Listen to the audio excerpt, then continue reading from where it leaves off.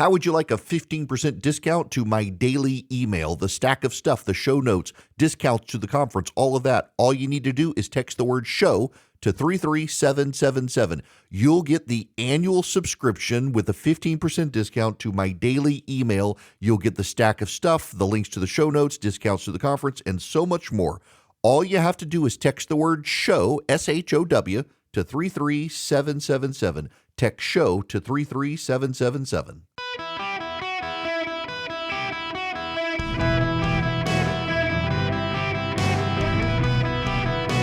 Welcome to the Eric Erickson Show podcast, Hour 3.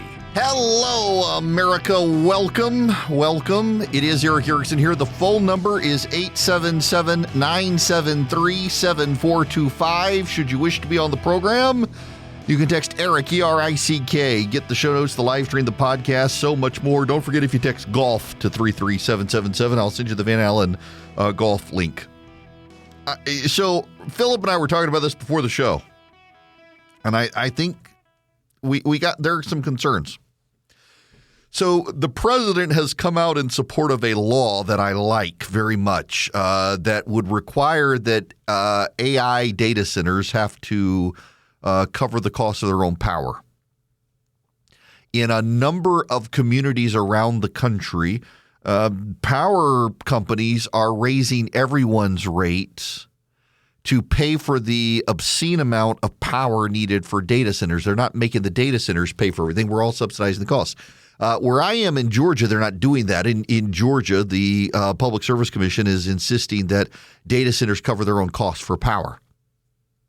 There are some complaints about water usage for data centers. Like very near me, they're building a new data center, and it's going to use more water than the nearby city combined. Like everyone in the city will use less water than this data center. But what the data center does want you to know is that it's a one-time thing. They fill up a tank and they recycle the water. So the water is going to flow, and it's going to flow into the tank, and they're not going to keep using that amount of water. It's a one-time fill-up. They use it for cooling purposes. A lot of scare scenarios out there. And then they keep a lot of the data confidential, and a lot of conspiracy theories are floating about why are you keeping the data confidential. The main reason they're keeping the data on the water usage confidential is because then their competitors would know the size of facility they're building and the equipment they're putting in it. You can tell based on the cooling capacity of the water what's going on inside the building. So they keep that data confidential. But I'm going to tie this to something else. I'm an expert. I can do this. This is from the Wall Street Journal. Jared Molson. The biggest harbinger that things were about to fall apart in Iran didn't come from the thwarted anger of the country's opposition or the frustrated hopes of young people hungry for more personal freedom. It came from the collapse of a bank. Late last year, Ayanda Bank, run by regime cronies and saddled with nearly $5 billion in losses on a pile of bad loans, went bust. The government folded the carcass into a state bank and printed a massive amount of money to try to paper over all the red ink that buried the problem but didn't solve it.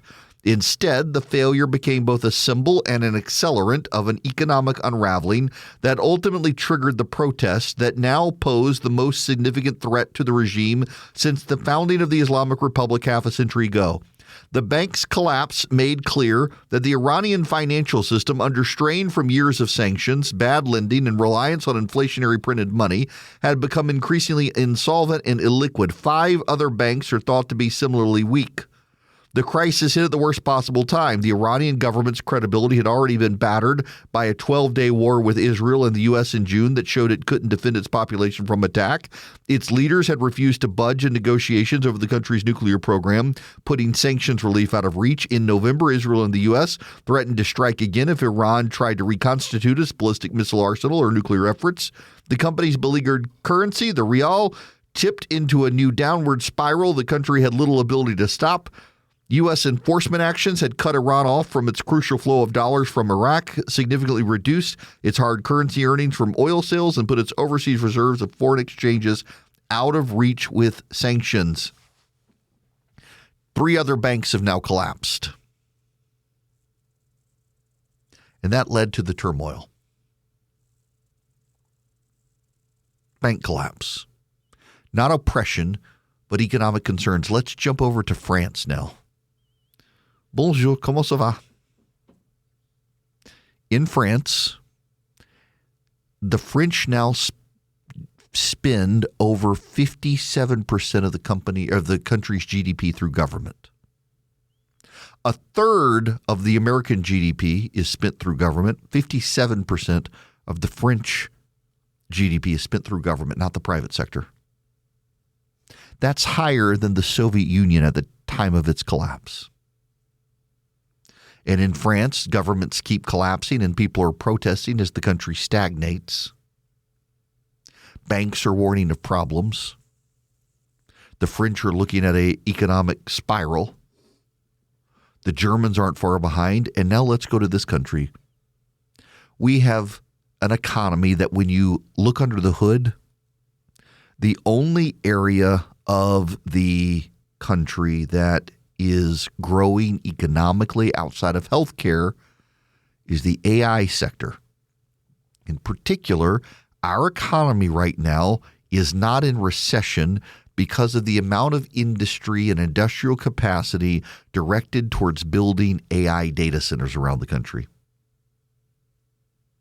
By the way, this isn't an indictment of the Trump administration. They're aware of the situation and they're trying to bring some balance to it. They understand it's a problem. If AI data centers, if they stop investing in it, the economy slides into recession. The amount of business power companies are doing developing power plants has 100% to do with AI data center capacity. The amount of technology and technological output from Silicon Valley has to do with data center output. The amount of people losing jobs in this country actually has now shifted to the point that you can see AI is costing people jobs. What if a backlash comes to AI?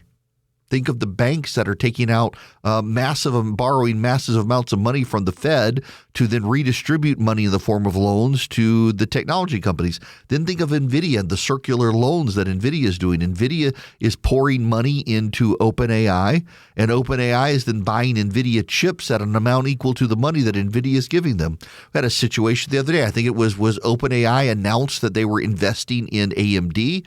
They bought a bunch of AMD stock. The AMD stock surged. OpenAI then sold the stock and used the profits to buy chips from AMD. The whole thing seems unstable.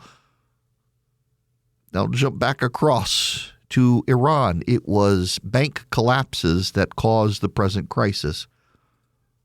In the Great Depression, it was the bank collapses. I mean, we have an entire beloved movie people watch every year about bank collapses called It's a Wonderful Life. People love that movie. Banks and their collapse crater economies. It has happened in Iran. Increasingly, it appears that in this country, our entire economy is propped up on AI bets and bets in AI businesses and data center growth. They're building a massive one up the interstate from me for Google. There's been another one down in Newnan, Georgia. And again, in Georgia, they got to cover their own power costs. But there was a story I saw the other day that in Virginia, up the eastern seaboard from Virginia up into New England, there's a nonprofit power company, and it is running out of power. And the data centers are fighting regulations that would require them to go dark if the power grid weakens, and essentially shoving the costs and the fallout onto consumers who are furious about it. But the billionaires building the data centers don't want to eat the cost. They don't want to pay for the power themselves, and they certainly don't want their lights to go out if there's not enough power. They want it to be on you and me. Congress is starting to get involved in this regulatory process. It's not good. And it shouldn't be a complicated issue. If you're building a building, you should bear the cost of the building, not you and me. I should not have to pay your power bill, nor should my rates have to go up so that you get a lesser rate. Seems to be common sense to me. But the data centers don't want it. And here's part of the problem. There are companies now that are turning to AI and they're laying people off because of AI. By the way, that's something I underestimated. I didn't think my uses of AI, I use it and I'm staggeringly unimpressed with a lot of it. But man, the AI-generated memes are pretty funny. The ability to turn Marco Rubio into the Generalissimo General of Venezuela, sitting on the White House couch using AI instead of having to use Photoshop, very impressive. But it sounds like porn and memes are the best use of AI right now. It's not really helping businesses, although businesses are laying people off, claiming they're finding AI efficiencies. But when you talk to a lot of businesses, they're really not finding the value in AI. The cost-benefit analysis is not there. They keep thinking it's coming, surely it's coming, but it hasn't showed up yet, which in and of itself is kind of interesting. So you've got AI companies churning out AI, and then you've got companies that are insisting we got to put AI into. I'm so tired of software telling me, hey, upgrade and use our AI features. Every time I log into a Zoom call now, Zoom wants me to turn on the AI features. I don't want to turn on your AI feature that I have used, and by the way, it sucks, so I turned it off. There are certainly some benefits to transcription. But let me give you a very funny real-time example of the transcription that fails. So earlier I played the Jeane Kirkpatrick speech from the 1984 Republican Convention, and she talked about the problems with the Libyans, the Soviet-funded Libyans. And you know what the AI-generated transcript, a Google AI-generated transcript said? The Soviet-funded lesbians. Not the Soviet-funded Libyans, the Soviet-funded lesbians. Now, I knew a lot of those Soviet gymnasts back in the day were probably lesbians, but good Lord, they apparently funded a whole country in North Africa of lesbians, according to the AI transcript. That's how good it is.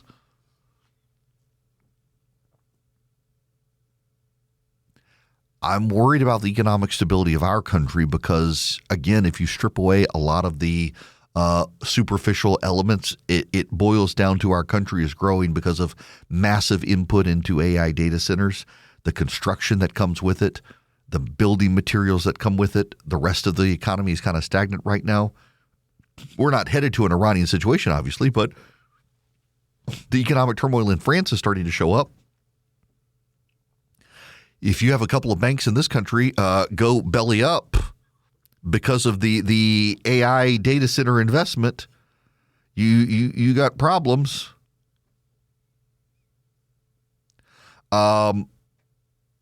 We've got economic concerns in the country we should be mindful of and pay attention to. Thankfully, we're not Iran. The Iranian situation continues to destabilize, and again, it is a banking problem that started it. It is a banking collapse that started the problems in Iran. It wasn't people feeling isolated. It wasn't oppression.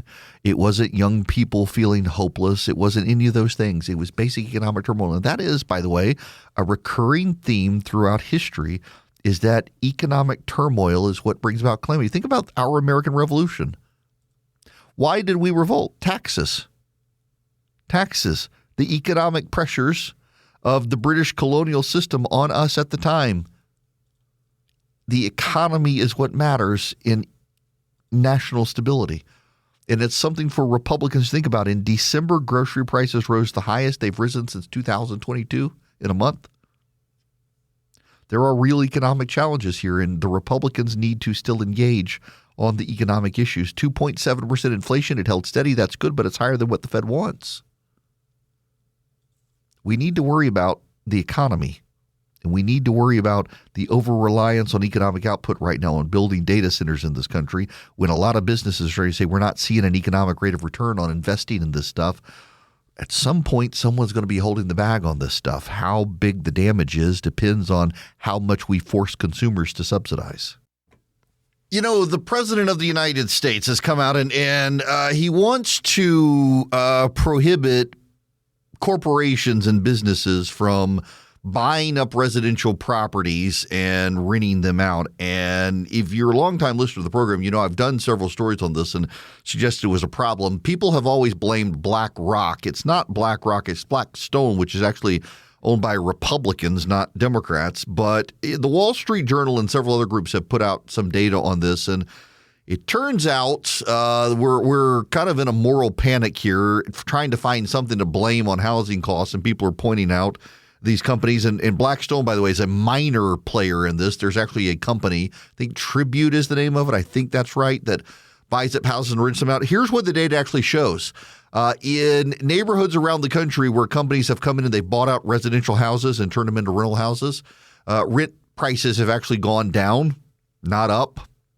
And also, you should know that we're only talking about 3% of the housing market. Now, I say this because I was convinced it was a real problem. The data doesn't bear it out. It's only about 3%. There are some communities where it's about 20%, but overall nationwide it's 3%. And it turns out the biggest companies buying houses are individual investors who set up LLCs. And they rent out houses. You probably know a friend who owns an Airbnb or something, and that's included in the calculation. So it's actually, in the grand scheme of things, not massive and not economically disruptive. The actual biggest problems related to home values and the ability to buy houses and scarcity are local land use regulations. In some communities, it's the requirement for large acreage. That's actually the number one problem. The number two problem is the the environmental regulations on the pieces of property drive up the cost of building. The number three problem is the cost of materials, from inflation in the Biden era to tariffs. Number four problem is also federal regulation. If corporations buying houses and renting them out is actually we're making a mountain out of a molehill. The bigger problem is local regulation and the restrictions on how you build a house these days. Like, for example, in Atlanta now, you can't just clear cut a lot and then replant trees. You have to preserve trees, which in existing neighborhoods, it sounds great. We all love big trees that give shade, but it also drives up the cost of building up the house. The copper piping is now very expensive. Shingles have tariffs on them. The lumber has tariffs on them. The way you build a house now is massively more regulated than ever before. The land use regulations have way more to do with the cost of buying houses. So I appreciate the president actually wanting to address this issue. I'm glad he wants to address the issue. The reality, though, is that investment companies buying houses and renting them out is actually like the long list of problems. It's at the very bottom. And we need to tackle the real problems, not the one that is the silver bullet problem. And you know the silver bullets, the werewolves, you take them out with the silver bullet. All of us on both sides of politics, we try to find the silver bullet, that one thing that can win the argument. And we're like, Blackstone, BlackRock, the investors. It's not really it. And the data doesn't bear it out. And I think we've got to be data-driven on this. And it's not just the Wall Street Journal. There's copious data out there that we're talking 3% of the United States housing market. It's just not the biggest thing. We should be focusing on the regulations that are out there instead. Aaron Burnett on CNN last night interviewed Rebecca Good's father. That is the partner of Renee Good. And I just want you to listen to this audio from Aaron Burnett and this man who I guess she's technically daughter-in-law died. No, nothing about charges or anything just an investigation into what happened in terms of the ICE agents' actions. But they were, according to the prosecutors resigning today, pressuring them to investigate Renee's actions and Becca, her wife's actions. How do you feel about all that? Well, I'm not blaming anybody. I mean, it's a hard situation all the way around. It's hard for for everybody involved. I mean, the ICE agent, at first I didn't see the footage where, he was actually, he was actually being ran. I mean, I seen the bump of the car hitting his legs. And so in a flash like that, it's hard to say how you would react. From my understanding that he had been through that before, maybe dragged or something. And so, like I said, it's just a hard situation for everybody. Becca, she's a great person as well. I mean, I don't have any many enemies. I love everybody, and that's what the Bible tells us: love our neighbors as we love ourselves. But I think there's some bad choices, and the word says, "For the wrath of God will come upon the children of disobedience." And it's I don't blame Ice, I don't blame Rebecca, I don't blame Renee. I just wish that if we're walking the Spirit of God, I don't think she would have been there. Now then, I got to correct that. Seeing the scene in Cryon, that's Timothy Macklin. That's the father of Renee Good's late husband, not as identified in the clip, Rebecca Good's father. This is the father of the husband of Renee Good's child, saying that Renee and Rebecca, they're good people. If we're walking in the Spirit of God, that shouldn't have happened. He doesn't blame anybody, though. What a way to look at it. And now he's got to worry about his grandchild, too. We now know. And, interestingly, so I put the clip out on social media saying, the media went out of their way to say that this guy was not hit. And now we know he had internal bleeding. And people are responding to me on social media from the left saying, oh, a bruise. He just had a bruise. Wait, all you people last week said he wasn't hit. And now you're downplaying the fact that he was hit. You just keep moving the goalposts. You can't acknowledge the fact the man was actually hit. It is the wild absurdity of progressives who last week insisted that this agent was not hit by Renee Good are now saying internal bleeding, it's just a bruise. That's all it was, just a bruise. But last week you people insisted he wasn't hit. So now you're willing to say he was hit, but it was just a bruise. So it's really no big deal that he was hit, that you said last week he wasn't hit. You just keep moving the goalposts instead of acknowledging what actually happened. She was where she shouldn't have been, obstructing law enforcement, tried to get away from them when they asked her to get out of the car, and she wound up hitting the agent, got shot and killed. It's a tragedy. It's an absolute tragedy. She should still be alive, but she shouldn't have put herself in that place, and none of you wish to acknowledge that. You just keep moving the goalpost to deflect the blame that actually should be on Renee Good being in that situation, obstructing ICE. First she said she was driving her kid to school and it was an innocent bystander. And then the video comes out that she was actively obstructing ICE. And then, oh, well, it's just a bruise after saying the guy was hit. How many times will you people revise your story when those of us who say it's a tragedy, it shouldn't have happened, but it was self-defense? We've been really consistent and have not had to change our story at all. Let me go to the phones here. Lewis, you're going to be up next on the show. Welcome, sir. How are you? Hello, Eric. I love you. Good. I want to address the President Trump addressing the corporate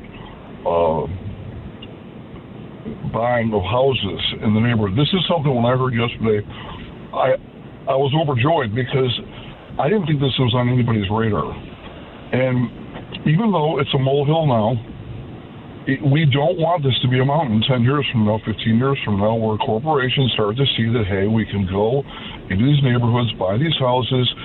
It speaks to private land ownership, Eric, and that's the main thing. And private land ownership is tantamount to our freedom. And I want that to be preserved. I don't want corporations. And this is a president who's a corporate developer thinking like this.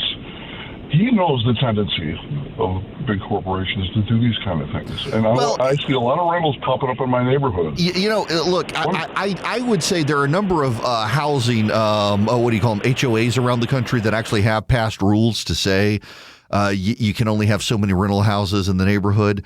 But if it's private property, this is the problem with the thinking. If it's private property, corporations get to participate as well.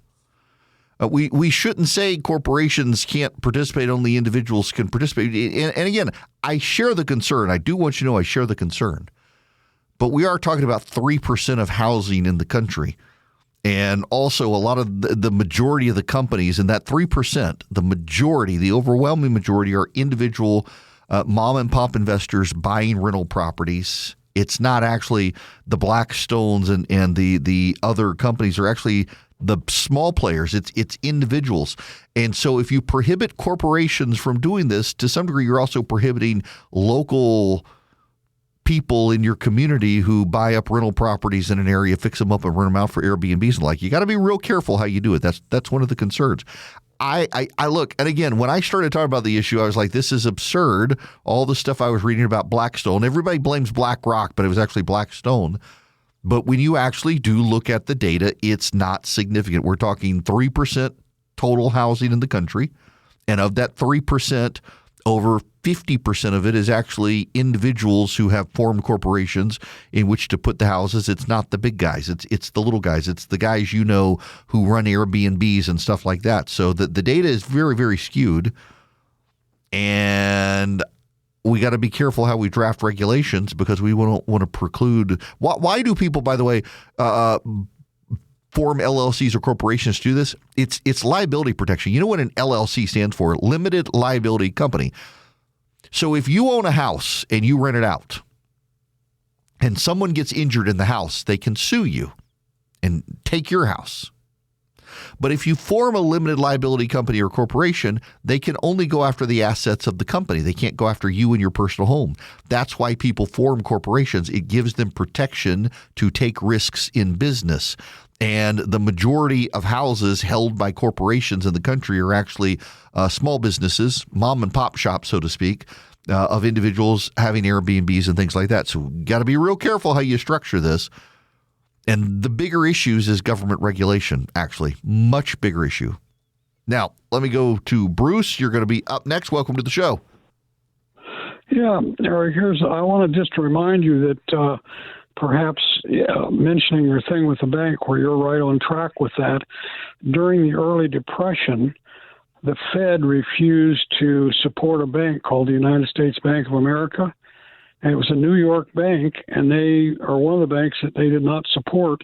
And people all over the country read the newspaper and heard that and thought it was the United States government bank, and that's why there was a lot more runs on the bank than there should have been. But it was the Fed's fault because they were discriminating against this company, bank, and the bank was owned by Jewish people. Huh. That came from a college professor, and he said in 1933, then the Fed went out of their way to write a big, long report how the whole Depression had been caused by business. The Fed was not doing a good job during the 1920s. Yeah, you know, I got to say as well that one of the really big issues here is what the Fed had started in the late teens, 1920s, and we also there was a lot of like dubious economic belief at the time. One of the how do I say this? Because it wasn't a silver lining of the Great Depression, but something that came out of the Great Depression was it forced economists to actually get good on economic theory, because so much of it, like Herbert Hoover was advised at the time to do things as the Great Depression was beginning that actually prolonged and made it worse. And then Roosevelt came in and actually his solutions to the Great Depression actually prolonged and made it worse. It would not have been a big thing. And that was one of the big forces for economists to have to get serious about the laws of economics. Now, y'all, there's something that has just happened on Capitol Hill, and I got to pull up this audio because we got to hear this together. I haven't heard it. To my knowledge, there's no bad language. This is Josh Hawley in the United States Senate. He is in committee, and he just finished interviewing a Dr. Verma, who is a big advocate, Nisha Verma, who's a big advocate for medical abortion.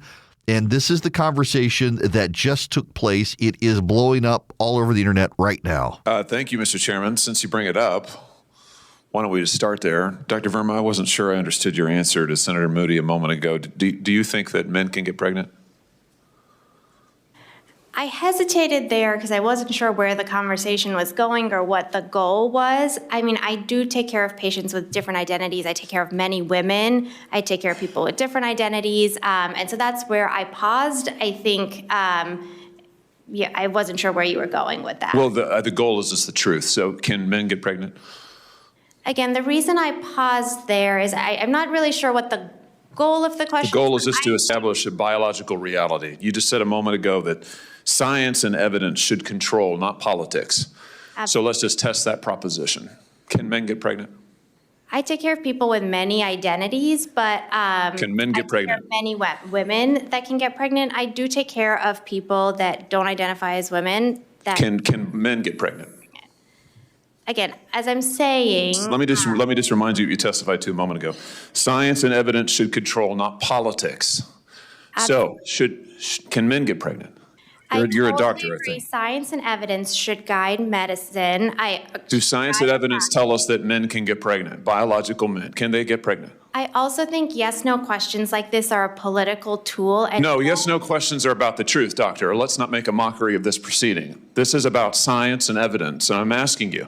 The United States Supreme Court just heard arguments yesterday at great length on this question. This is not a hypothetical question. This is not theoretical. It affects real people in their real lives. And you're here as an expert, called by the other side as an expert, and you've been telling us that you follow, right, you're a doctor, and you follow the science and the evidence. So I just want to know, based on the science, can men get pregnant?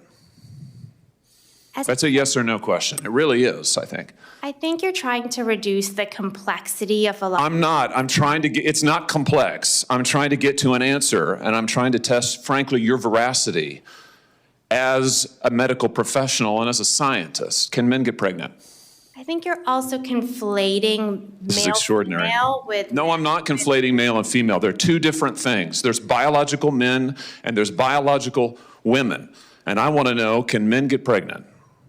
What you were talking about is biological. You're not going to answer my question, it sounds like. Biological males. This isn't hard, doctor. Can men get pregnant? Yes or no? I would be more than happy to have a conversation with you that is not coming from a place of trying to be polarized and push. I'm not trying to be polarizing. I'm trying to ask, I think it is extraordinary that we are here in a hearing about science and about women. And for the record, it's women who get pregnant, not men. We are here about the safety of women and science that shows that this abortion drug causes adverse health events in 11% of cases. That's 22 times greater than the FDA label, another fact you haven't acknowledged, and yet you won't even acknowledge the basic reality that biological men don't get pregnant. There's a difference between biological men and biological women. I don't know how we can take you seriously and your claims to be a person of science if you won't level with this on this basic issue. I thought we were past all of this, frankly. I can't believe we're still here talking about this. I am a person of science, and I'm also someone here who's here to represent the complex experiences of my patients, and I don't think polarized language or questions serve that goal. I don't think they serve the American people. It is not polarizing to say that there is a scientific difference between men and women, and I want this to be clear and for the record. It is not polarizing to say that women are a biological reality and should be treated and protected as such. That is not polarizing, that is truth. It is also, by the way, the United States Constitution, which offers unique protections to women in a variety of circumstances as women. Amen. Amen. That is Josh Hawley with this extraordinary situation where this woman, this doctor, is just flat out unwilling to tell the truth. Let me get a little more of this clip here. Just as you mentioned, we have over 100 high-quality, peer-reviewed studies showing mifepristone safety and effectiveness. Less than 10, 2 have been retracted to suggest that mifepristone is not safe. One that is commonly cited and that we've heard about today, even the CEO of the Association of Pro-Life OBGYNs admitted the paper is not a study in the traditional sense and is not proof of anything. It was a policy paper that was self-published that mislabeled serious adverse events. Now, she's going on to deny what the FDA itself found. The FDA found that 1 in 25 women who take mifepristone, the abortion drug, end up in the emergency room. There's a 4 times higher risk of complications than with surgical abortions. And under controlled circumstances where women are examined by a physician and the drugs are not given beyond 9 weeks gestation, which it shouldn't be, and yet this woman can't tell the truth on any of this. This is, by the way, why Josh Hawley was probing her on whether men can get pregnant, because she couldn't be honest on any portion of her testimony. And so he trotted that back out where she could. And by the way, what is with the voice of some of these progressives these days who they try to raise their voice to understand what is going on? And it makes no sense. And it is so annoying. This boggles my mind that these people have to lie in order to try to win an argument, much like we're seeing with the progressives on this agent in Minneapolis who was, in fact, hit by a car. Oh, well, it was just a bruise. But last week, you people said it didn't happen. Every afternoon after I finish the show, I do a 5-minute podcast called 4 Things to Know This Afternoon. Your favorite podcast app, you can get it, or if you text Eric to 33777. But while the show is happening, there are always 4 things that crop up at the end of the show that I haven't been able to get to because I didn't see them. It's such breaking news, but you're going to need to know about them before you get home. That's the whole purpose of this. It's 5 minutes. The other day, it was like 3 minutes and 40 seconds. So it's just, here are these 4 things you need to know. I will tell you the number one thing you need to know this afternoon, and I'll put it in the podcast as well. U.S. Central Command is announcing the USS Roosevelt guided missile destroyer is now in the Arabian Gulf. It was originally reported that it was the USS Theodore Roosevelt, an aircraft carrier in the Red Sea, but that's not true. It is the USS Roosevelt guided missile destroyer DDG-80. It's in the Arabian Gulf, not the Red Sea. It has been put into position as the United States is telling Americans to get off military installations if you're not essential personnel. The Israelis are also opening their shelters right now. And Vladimir Putin has just issued a statement warning of disastrous consequences if the United States takes action against Iran. China is as well. Both of them did so before we wiped out Iran's nuclear capabilities. The Iranian leadership is not useful at this point to either the Russians or the Chinese. They've become very dispensable to both. I suspect within the next 24 to 24,000 hours, the United States may or may not take action against Iran. That is my that is my informed opinion. Something may or may not happen between now and Kingdom Come, but it sounds like the president's headed in that direction. I will keep you informed as best I can wherever you are.